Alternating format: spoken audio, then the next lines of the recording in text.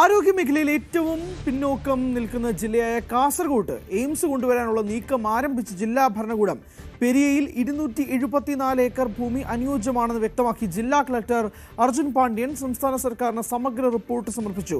ആരോഗ്യവകുപ്പ് സെക്രട്ടറിക്കാണ് റിപ്പോർട്ട് സമർപ്പിച്ചത്. നിർദ്ദിഷ്ട ഭൂമിയുടെ റിസർവ്, ഡിജിറ്റൽ സ്കെച്ച്, ഡ്രോൺ ദൃശ്യങ്ങൾ, ചിത്രങ്ങൾ എന്നിവ പ്രപ്പോസലിനൊപ്പം ഉൾപ്പെടുത്തിയിട്ടുണ്ട്. ന്യൂസ് 18 പുറത്തു കൊണ്ടുവരുന്ന എക്സ്ക്ലൂസീവ് വാർത്തയാണ്. KV ബൈജു ഉണ്ട് വിശദാംശങ്ങളുമായി. ബൈജു, അങ്ങനെ ഒരു വലിയ നീക്കം ജില്ലാ കളക്ടറിന്റെ ഭാഗത്തു നിന്നും ഉണ്ടായിരിക്കുന്നു, റിപ്പോർട്ട് സമർപ്പിച്ചിരിക്കുന്നു. പ്രത്യേകിച്ച് എടുത്തു പറയേണ്ടത് ആരോഗ്യ വകുപ്പ്, പ്രത്യേകിച്ച് കാസർഗോഡ് ജില്ലയിൽ നമുക്കറിയാം ആരോഗ്യ മേഖല തന്നെ ഏറ്റവും പുറകിൽ നിൽക്കുന്ന ജില്ലയാണ്. അവിടെ നിന്നുകൊണ്ടാണ് എയിംസിന്റെ ഈ ഒരു നീക്കം കൊണ്ടുവരാനുള്ള സാധ്യത. ഇതിനു മുമ്പും പല സ്ഥലങ്ങളിലേക്കൊക്കെ നീങ്ങുമെന്ന് കരുതിയിരുന്നു. പ്രത്യേകിച്ച് കേരളത്തിന്റെ മധ്യഭാഗത്ത് എയിംസ് കൊണ്ടുവരാനുള്ള നീക്കത്തിലേക്കാണെങ്കിൽ എല്ലാവർക്കും എളുപ്പമായിരിക്കും എന്നൊക്കെ പറയുന്നതിൻ്റെ ഇടയിലാണ് ഇപ്പോൾ ഇങ്ങനൊരു നീക്കം ജില്ലാ കളക്ടറിന്റെ ഭാഗത്തു നിന്നും ഉണ്ടാകുന്നത്. റിപ്പോർട്ടിലുള്ള കൂടുതൽ വിശദാംശങ്ങളുണ്ടോ?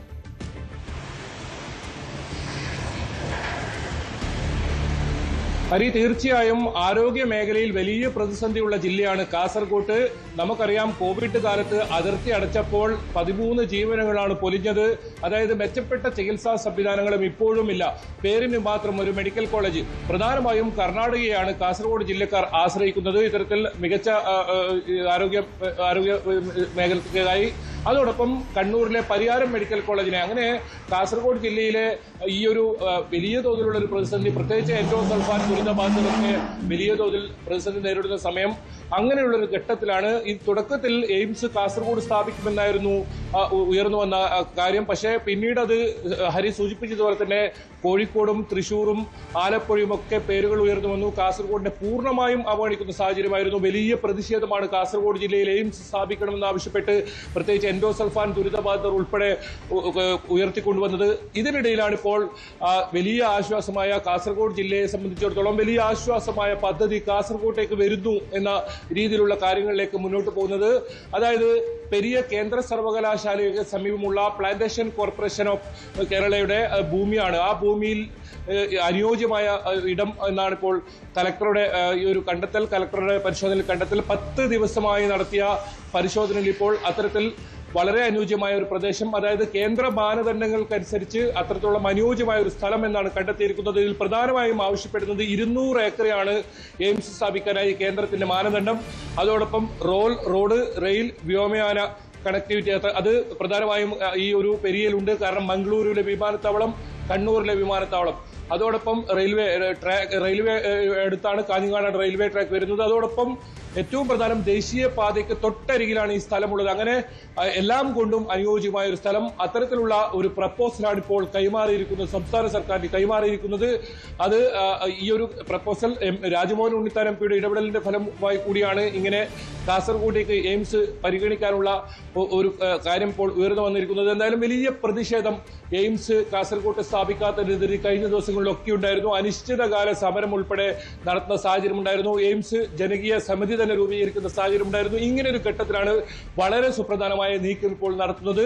കാസർഗോഡ് എയിംസ് വരുമോ എന്ന ചോദ്യം വീണ്ടും ഉയരുന്ന ഒരു സാഹചര്യം. അങ്ങനെ ഈ ഒരു സ്ഥലം കണ്ടെത്തിയിരുന്നു. മാത്രമല്ല, എങ്ങനെയാണോ കേന്ദ്ര സർവകലാശാലയ്ക്ക് ഭൂമി ലഭ്യമാക്കിയത്, അതേ രീതിയിൽ എയിംസിലും ഇതേ സ്ഥലത്ത് സംസ്ഥാന സർക്കാരിന്റെ കീഴിലുള്ള പ്ലാന്റേഷൻ കോർപ്പറേഷൻ ഭൂമി ഏറ്റെടുക്കാൻ സാധിക്കുമെന്ന് കലക്ടറുടെ ഈ ഒരു സർവേയിൽ കണ്ടെത്തിയിട്ടുണ്ട്.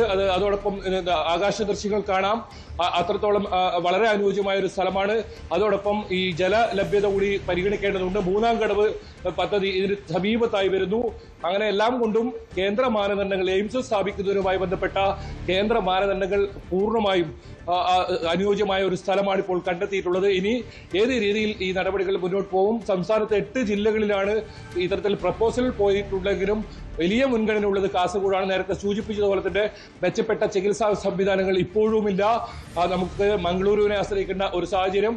അത് മാറണമെങ്കിൽ എയിംസ് കാസർഗോഡ് ജില്ലയിൽ വരണമെന്നൊരു ആവശ്യം തന്നെയാണ് ജില്ലയിൽ നിന്നും ഉയരുന്നത്. അങ്ങനെയുള്ളൊരു പശ്ചാത്തലത്താണ് ഇപ്പോൾ വളരെ നിർണായകമായ ചുവടുവയ്പ് ജില്ലാ ഭരണകൂടം നടത്തിയിരിക്കുന്നത്. ഇതിന്റെ സർവേ പൂർത്തിയായി. 10 ദിവസം നീണ്ട സർവേ, വിദഗ്ധരായ സംഘം ഉൾപ്പെട്ട ഒരു സർവേ. ഇതിന്റെ റിപ്പോർട്ട് പൂർണ്ണമായും ഇപ്പോൾ തയ്യാറായി.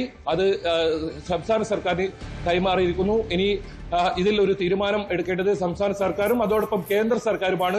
കാസർഗോഡ് ജില്ലയിൽ എയിംസ് സ്ഥാപിക്കുമോ എന്നതാണ് ഏറ്റവും വലിയ പ്രതീക്ഷയോടെ ഉയർന്നു കേൾക്കുന്ന ചോദ്യവും ഇപ്പോൾ. ഹരി.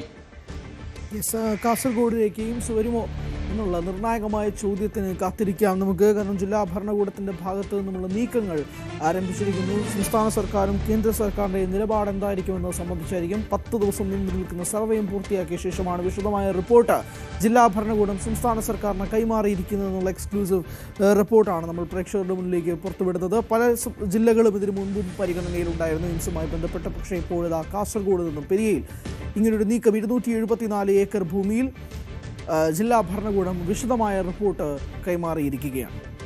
KV ബൈജുവാണ് വിശദാംശങ്ങൾ നൽകിയത്. കൂടുതൽ വാർത്തകൾക്ക് News 18 Keralam YouTube channel subscribe ചെയ്യുക.